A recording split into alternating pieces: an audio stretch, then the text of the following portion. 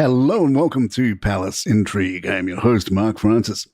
It was a day of drama at Crathie Kirk, the small stone church near Balmoral, where the royal family traditionally gathers on the penultimate Sunday of August.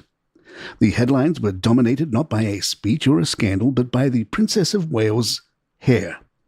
Catherine arrived with locks that appeared noticeably blonder than usual, a striking change that immediately drew attention. Her long chestnut blowout has been part of her public image since her St. Andrew's days, when William first noticed her.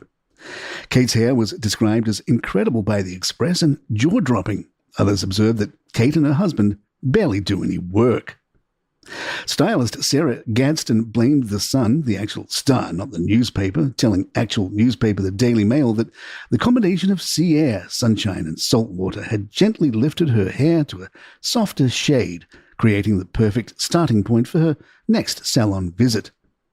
As Kate embraces the natural changes that come with aging, such as the increasing presence of grey strands, she's made a thoughtful shift in her hair colour strategy. Rather than covering greys with darker dyes which often require more frequent maintenance, she has opted for a lighter blended tone. This approach not only gives her hair a softer, more natural appearance, but also helps camouflage greys in a subtle, low-maintenance way. Thanks to her time in the Greek sun, Kate has found a new, more effortless hair colour that flattens her features, respects the health of her hair, and celebrates the beauty of aging with confidence. Overshadowed by this talk of hair was the more consequential story, Prince Andrew's continued exclusion. Though invited to Scotland, he has been relegated to Crathie Lodge, a granite guest house a mile from Balmoral, where William and Catherine are staying. Significantly, Andrew was not among the family members who joined the king at church. After a summer of unflattering headlines and humiliations, the move suggests Charles may finally be drawing firmer boundaries with his disgraced brother. King Charles looked weary as he departed church and is expected to keep a low profile in the coming weeks as he prepares for Donald Trump's state visit. Meanwhile, while the incredible Princess of Wales was trying to make the world a better place through the beauty of her hair, those selfish Sussexes tried to make it all about themselves by releasing a video of Harry on a surfboard. In the 18-second clip posted to Instagram, Prince Harry is seen in a backwards baseball cap, shorts and a long-sleeved top as he rides a wave, crouching low as the surf curls over him. At one point, he can be seen barreling neatly through the hollow wave, probably thinking about how he can exploit his royal ties for more money. The Duchess captioned the video, "We interrupt your regularly scheduled programming to bring you this important message," adding a fox emoji. The footage was set to Salt-N-Pepa's 1993 track, What a Man, featuring En Vogue, with Meghan highlighting the lyric, "What a man, what a man, what a man, what a mighty good man." Harry is once again under scrutiny over his US visa after court filings revealed that more than 1,000 documents linked to his application are being held by the US Department of State. Records show 1,007 papers on the Duke of Sussex, including 217 from the Office of the Secretary of State, 517 from the Bureau of Consular Affairs, 271 from the Office of Legal Advisor, and 2 from the Office of the Deputy Secretary of State. A judge in Washington will now review the files to determine which, if any, may be released publicly. The case stems from a lawsuit brought by the Conservative Heritage Foundation, which has long questioned whether Harry was fully transparent in his application following his admissions of drug use in his memoir, Spare. A previous suit against the Department of Homeland Security produced heavily redacted files but did not reveal Harry's visa status. The Department of State has declined to comment on the current proceedings. Virginia Giuffre's memoir, Nobody's Girl, a memoir of surviving abuse and fighting for justice, will be released in the United States on October 21st. The book, which Giuffre completed more than a year ago, is being published posthumously following her death by suicide.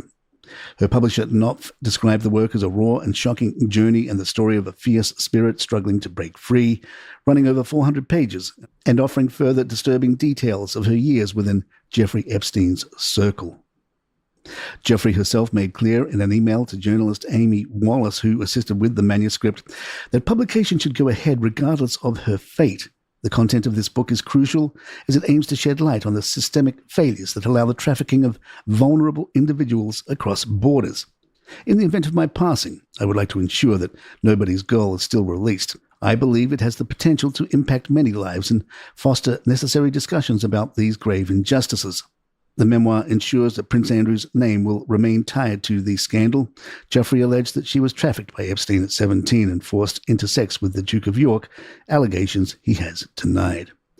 More Palace in just a moment.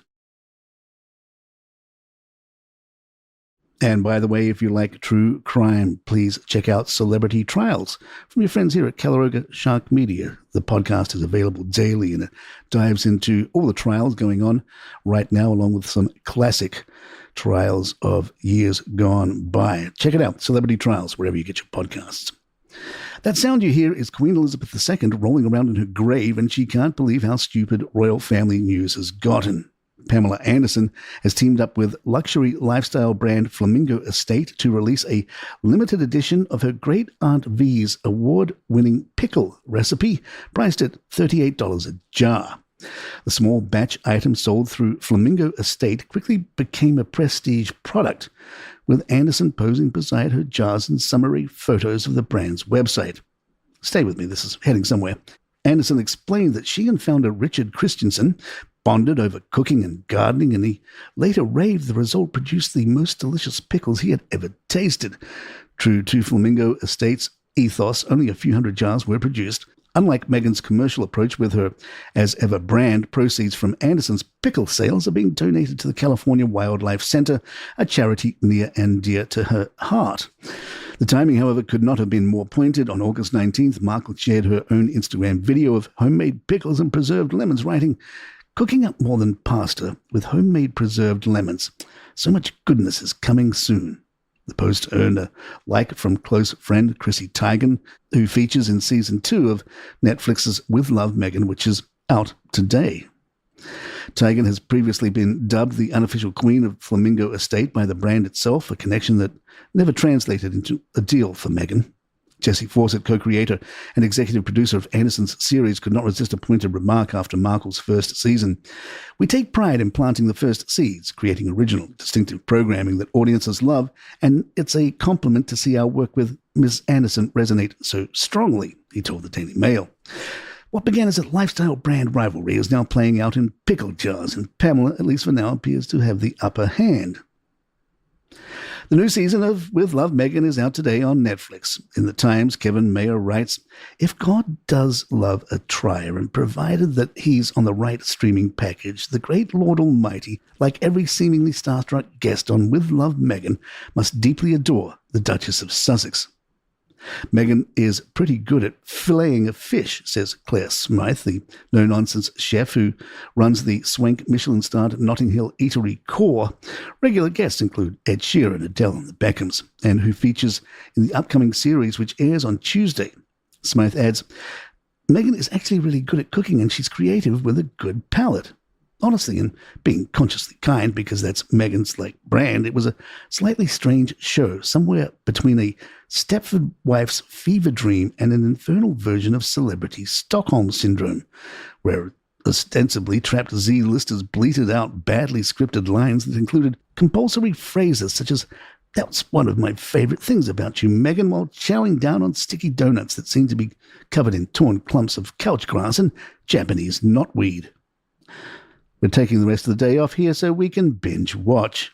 And there you have it. If you'd like to email us, our address is thepalaceintrigue@gmail.com. Please follow us on Spotify or Apple or the app of your choice, and follow us on Facebook and Instagram.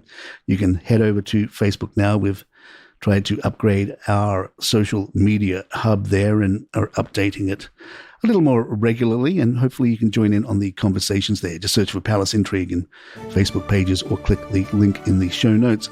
I'm Mark Francis. My thanks to John McDermott. This is Palace Intrigue, and good times.